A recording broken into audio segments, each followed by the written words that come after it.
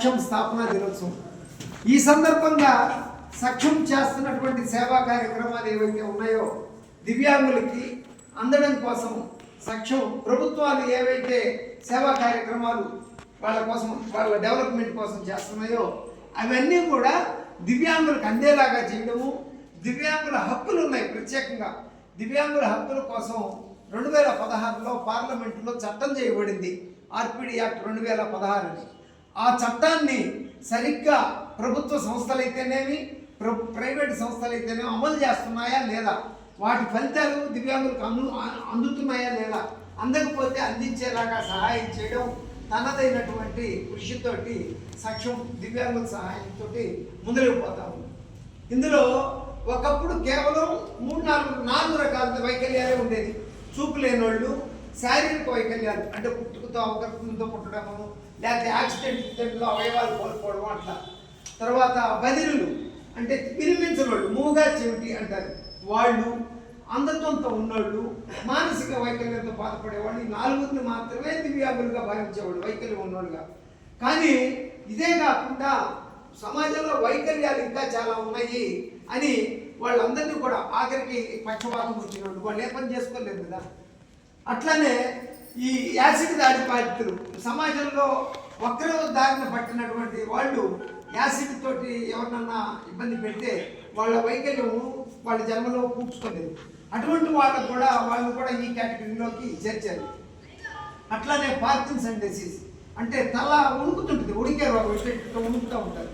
ఇట్లానే రక్త సంబంధిత రోగాలు అంటే పుట్టుకతోటి రక్తానికి సంబంధించిన రోగాలు కొన్ని ఉంటాయి, తలసీమియా, సికిల్ సెల్ అనీమియా, అట్లాంటి రోగాలు. ఆ రోగాలకు సంబంధించి కూడా వైకల్యం అది జీవితంలో వాళ్ళు మిగిలిన వాళ్ళలాగా వాళ్ళు పనిచేసుకోలేరు, మిగిలిన వాళ్ళలాగా జీవితాన్ని గడపలేదు. అందుకని వాళ్ళకు కూడా అవసరమైనటువంటి సహాయం అందించడానికి మొత్తం 21 కేటగిరీలు చేర్చి, అట్లానే కుష్ఠరోగం, కుష్ఠమూలాన్ని ఏమవుతుంది, చేతులు, వేళ్ళు, కాలు వేళ్ళు, శరీరం ఆకారం అన్నీ పోయి వాటిని కోల్పోతారు. వాళ్ళు మిగిలిన సమాజంతో కలిసి పనిచేసుకోలేరు.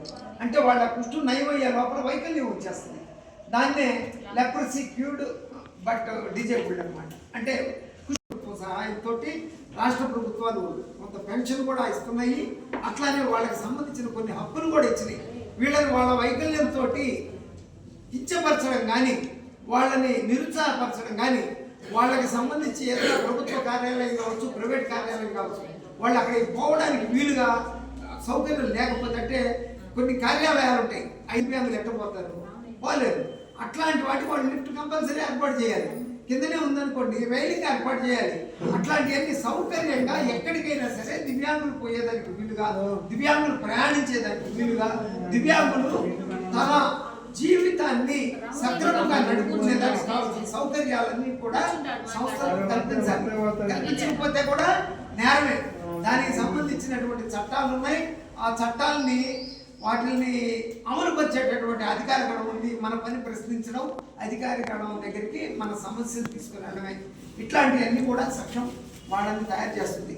ఈ హక్కులు ఏవైతే ఉన్నాయో, ఏవైతే వాళ్ళ సౌకర్యాలు ఉన్నాయో, ప్రభుత్వ పథకాలు ఏవైతే ఉన్నాయో, ఇప్పుడు బదిలీలు ఉన్నారు, ఆ బిడ్డకి చదువు మామూలుగా నోటితో చెప్తే రాదు, ఎందుకంటే వినిపించింది కాబట్టి. అట్లాంటి వాళ్ళకి సైన్ లాంగ్వేజ్ అని దాంతో సైగల భాషతో వాళ్ళకి చదువు చెప్తారు. అట్లాంటి స్కూల్ చిన్నకప్పులో ఒకటి ఉంటుంది, ఒంగోలులో నెల్లూరు బస్ స్టాండ్ దగ్గర ఒకటి ఉంది, హై స్కూల్ వరకు. అట్లాంటి సంస్థలు, అట్లాంటి స్కూళ్ళు అయితేనేమి, అట్లానే చూపు లేని వాళ్ళు ఉంటారు, వాళ్ళకి బెయిలీ లిపి అని ఉంటుంది. అది తడుపుకుంటా వాళ్ళు ఆ లిపిలో వాళ్ళు చేయొచ్చు. లేదంటే ఇప్పుడు ఫోన్లలోనే వాళ్ళకి సంబంధించినటువంటి చదువుకునే దానికి అవకాశాలు చాలా వచ్చేసినాయి. అన్నీ వాళ్ళకి కలిపేది కాబట్టి వినిపిస్తుంది. వినిపించేదానికి ఈ సౌకర్యం అంతా కూడా అట్లాంటి సౌకర్యాలు ఉన్నటువంటి అవన్నీ కూడా డెవలప్ చేస్తున్నారు. అట్లాంటి చేతులు కాళ్ళు కోల్పోయిన వాళ్ళకి ఆర్టిఫిషియల్ కృత్రిమ పరికరాలు ఆ చేతులు కాళ్ళని వచ్చేదానికి వీలుగా, దాంతో ఆఖరికి పరిగెత్తచ్చు. వాటితో వస్తువులు పట్టుకొని మామూలు వాళ్ళలాగా ఏడతో పట్టుకునేటట్టుగా ఇట్లా టెక్నాలజీ పెరిగింది. ఆ టెక్నాలజీని ప్రజలకు దగ్గరగా తీసుకొచ్చేదానికి ఎన్నో ఉన్నాయి. అవన్నీ ప్రభుత్వానికి, ప్రజలకు అనుసంధానం చేసేటటువంటి సంస్థల దగ్గర నుంచి రావాల్సినటువంటి లబ్ధి ఏదైతే ఉందో అదంతా కూడా దివ్యాంగులకి అందేలాగా చేయడం అయితేనేమి, అడ్వొకేసీ ఎట్లా ఉంటుందంటే ఒక దివ్యాంగుడు ఇంట్లో మానసిక వైకల్యం ఉన్న దివ్యాంగుడే ఇంట్లో ఉన్నాడు అనుకోండి, వాడికి ఏం తెలియదు, దేవుడు పెట్టే లెక్క. అట్లాంటి వాడికి తారని అందరూ అట్లా ఉంటారు. నన్ను కొంతమంది దుర్మార్గంగా వ్యవహరిస్తే వాళ్ళ జీవితం గొడుపాలనుకోండి. అట్లానే మెంటల్లీ మధ్యలోనే అప్పటిదా బాగుంటాడు, 20 ఏళ్ళు 30 ఏళ్ళ వయసు వచ్చిన తర్వాత మతిక్రమణం అయ్యి ఇంట్లోంచి వెళ్ళిపోవడము, లేకపోతే పిచ్చోళ్ళలాగా రోడ్ల మీద చెత్త ఏరుకుంటే తిరగడము, ఇట్లా మనం చూస్తుంటాం ఎంతోమందిని. వాళ్ళందరూ కూడా దివ్యాంగుల కేటగిరీ. వాళ్ళ హక్కులు ఉన్నాయి, వాళ్ళ ఆస్తి పాస్తులు, వాళ్ళ కుటుంబం తరఫున కావాల్సినవి అవన్నీ కూడా ఎవరన్నా కనుక కాజేద్దామని కనుక ప్రయత్నిస్తే దాన్ని అడ్డుకోవడం, ఇట్లాంటివన్నీ కూడా ప్రభుత్వం సౌకర్యం ఇస్తుంది. ఇట్లాంటి ఎన్నో రకాల దివ్యాంగుల క్షేత్రంలో 1, 2 కాదు, ఎన్నో సమస్యలు ఉన్నాయి. మామూలు వాళ్ళకంటే 100 రెట్లు సమస్యలు ఉన్నాయి. మామూలు వాళ్ళకంటే కూడా 100 రెట్లు గొప్పగా వీళ్ళు ఆలోచించగలరు, పని చేయగలరు, తగినటువంటి అవకాశాలు కల్పిస్తే. కాకపోతే మనం ఆలోచిద్దాం, ఒక కాలు లేని ఆయన ఆ కాలు లేకుండానే మనతో సమానంగా కర్ర పోటేసుకుంటే రాగలరు. మనం ఒక కాలు మడిచి రిబ్బన్తో కట్టుకొని అతనితో సమానంగా పోగలమా? పోలేం, అది అయ్యేది కాదు. చూపు లేనోడు ఎక్కడికైనా సరే కర్ర పట్టుకొని నడిచి వెళ్ళిపోతుంటాడు, అర్థం చేసుకుంటాడు, మాటను బట్టే నువ్వు రాముడివి, నువ్వు కృష్ణుడివి అని అంటాడు, చెప్పేసేస్తాడు. కానీ మనము వాడి కళ్ళ ముందు నన్ను గుర్తుగా లేదని అంటాం. అంటే ఏంటి?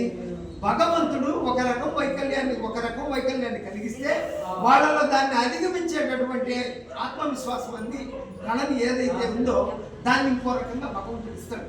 అందువల్ల ఏంటంటే ఎవరు కూడా నేను వైకల్యంతో ఉన్నాను, నేను మిగిలిన సమాజంతో పాటు నేను ముందుకు పోలేనని నిరాశతోటి కుంగిపోకూడదు. తనకున్నటువంటి మెదటి మేధాశక్తి ఏదైతే ఉందో దాంతో అవకాశాలను అందిపుచ్చుకొని అవకాశాలను సృష్టించుకొని అట్లా ముందరికెళ్ళి ఎంతో ముందరికెళ్ళి గొప్పగా ఉన్నాడు. ఎంతోమంది ప్రపంచం మొత్తానికి ఆదర్శంగా ఉన్నాడు, చాలామంది ఉన్నారు. మన చరిత్రలో ఎంతోమంది ఉన్నారు. సంత సూరదాస్ అని ఉన్నాడు, ఆయన కృష్ణుడి భక్తుడు.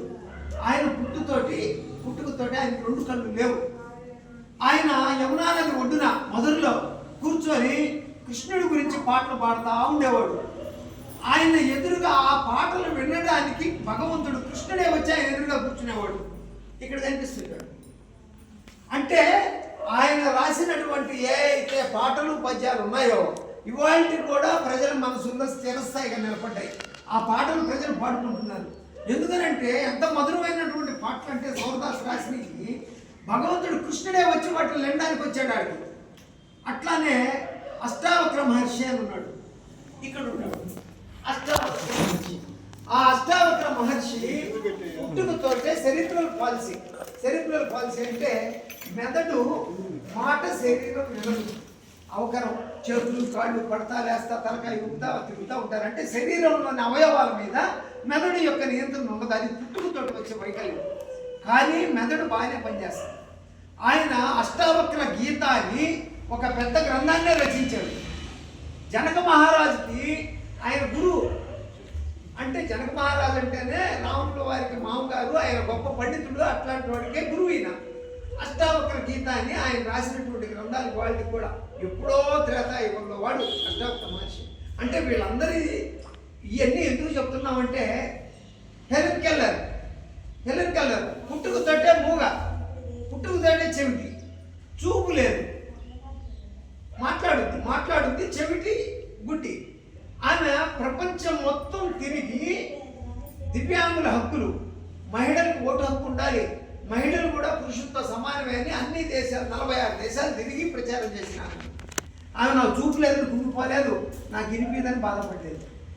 ఆమె ఒక సహాయకురాలను పెట్టుకొని ప్రపంచం అంతా తిరిగి చేసింది. వీళ్ళందరూ ఎందుకు చెప్పుకుంటున్నామంటే వీళ్ళందరినీ కూడా దివ్యాంగులకి ఒక ధైర్యం.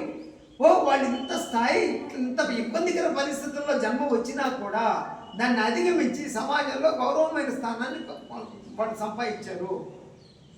మనం ఎందుకు పోకూడదు, మనం ఎందుకు చేయకూడదు? మన ఇంట్లో మన బిడ్డ ఎవరినా కనుక అట్లాంటి బిడ్డ ఉంటే ఆ బిడ్డని మనం ఎట్లా తీసుకురావాలనే దానికి వాటిని పొంగదీయకుండా మానసికంగా నా జాలి చూపించడము అట్లాంటివి ఒప్పుకోవద్దు. కుటుంబంలో ఎవరన్నా బిడ్డ కనుక ఆ వైకల్యంతో పుడితే వాళ్ళ పట్ల జాలి అవసరం లేదు, వాళ్ళ పట్ల సానుభూతి అవసరం లేదు, వాళ్ళ పట్ల హేళన దృష్టి అవసరం లేదు. వీడు పాపాన్రా దానికి కారణం ఆ అంకిత భావం ఇచ్చినటువంటి ఈ భూమి ఈ మట్టికి మేము ఎప్పుడూ రుణపడి ఉంటాము. మేము ఈ మట్టి రుణం తీర్చుకోవాలి. మాకింత సహకరించినటువంటి ఇక్కడ పీల్చే గాలి పవిత్రము, వాతావరణం పవిత్రము, ఇక్కడ ఉన్నటువంటి ప్రతి ఒక్కరు ప్రజా సమస్యలు మనం తీర్చాలి. ప్రభుత్వాలైనా ఏం చేస్తున్నాయంటే ఇందాక చెప్పిన చందంగా ఒక లైట్ వేసి ఇదిగో వెలుగు చూడండి, ఆ వెలిగినంత దూరంలో కనిపిస్తారు. అదే మేము ఇంతమందికి పింఛన్ ఇస్తున్నాం. ఇంకా రాని వాళ్ళు ఎవరన్నా ఉన్నారా? ఇంకా అందని వాళ్ళు ఎవరన్నా ఉన్నారా? ఇంకా ఉద్యోగాలు లేని వాళ్ళు ఎవరన్నా ఉన్నారా? అదే ఆ కోణంలో ఎంత ఇచ్చినా కూడా ఇంకా మిగిలే ఉంటుంది. ఏంటంటే ఈ సమస్యలు ఏంటంటే అక్షయ పాత్ర లాంటివి, అవునా కదా? తీస్తే ఉంటుంది, నీకు వచ్చింది నీ వెనక అలా వస్తూనే ఉంటాయి. ఇప్పుడు జనాలు పుడుతూ ఉన్నారు. ఇప్పుడు నేను మాట్లాడే సందర్భంలో కూడా ఎంతోమంది పుట్టవచ్చు, చనిపోవచ్చు. ఎంతోమందికి సమస్యలు ఉన్నాయి. ఈ సమస్యలు అనేవి అనంతమైనవి. ప్రభుత్వ సహాయ సహకారాలతో ఎంత తీర్చినా కూడా ఇంకా ఉంటుంది. వాటిలో కూడా న్యాయబద్ధమైన వెతికి అర్హత కలిగిన వాళ్ళని వెతికి వాళ్ళకి న్యాయం చేసే ఉద్దేశంతో మీకు ఇక్కడికి వచ్చి మేము చేయడం జరుగుతుంది. మీరు అనుకోవచ్చు ప్రభుత్వాలు చేస్తున్నాయి కదా అంటే, ప్రభుత్వాలు చేస్తున్నప్పటికీ కూడా అందని వాళ్ళు ఉంటారు కదా, వాళ్ళ కోసం మేము పనిచేస్తున్నాం, వాళ్ళ కోసం మేము తపన పడుతున్నాం. దయచేసి గమనించి మాకు సహకరించి మీ సమస్యల్ని మీ యొక్క అభిప్రాయాలని మాతో పంచుకోండి. అంతేగాని పనిచేసే వాళ్ళకి ఆత్మ ఎప్పుడు కూడా చాలా పవిత్రంగా ఉంటుంది. ఎవరు కూడా ఒక రూపాయి ఖర్చు పెట్టుకుంటే ఏ పని కాదు. మేము మీ దగ్గర నుంచి ఎటువంటి రూపాయి మేము ఆశించు, స్వచ్ఛందంగానే సత్యం అనేది అందరి పురోభివృద్ధికి, దివ్యాంగ పురోభివృద్ధికి సహాయపడుతుందని మీ అందరికీ కూడా మరొకసారి తెలియజేసుకుంటూ, నాకు ఒక అవకాశం ఇచ్చినటువంటి మా యొక్క పూజ్యులు రామాంజనేయులు గారికి, అదేవిధంగా పూర్ణికుమారి సేవా కార్యకర్త పూర్ణికుమారి గారికి, ఇక మీదటి నుంచి కూడా ఈమె గారి ఆధ్వర్యంలోనే ఈ సేవా కేంద్రం జరుగుతుంది. ఇక్కడ సేవా కార్యక్రమాలు కూడా జరుగుతాయి. నేను ఇక్కడ దాకా ఈరోజు రాగలిగానంటే నాకు కొంచెం ఆరోగ్యం బాగాలేకుంది, కొంచెం ఆరోగ్యం ఆయాసంగా, కానీ కొంచెం నేను కూడా దివ్యాంగున్నాయి కాబట్టి కొంచెం ఇబ్బంది పడుతున్నాను. నేను ఇక్కడ దాకా తీసుకొచ్చి నా కోసం ఇంతసేపు వెయిట్ చేసిన మాధవ గారికి కూడా ధన్యవాదాలు తెలియజేసుకుంటూ నమస్కారం.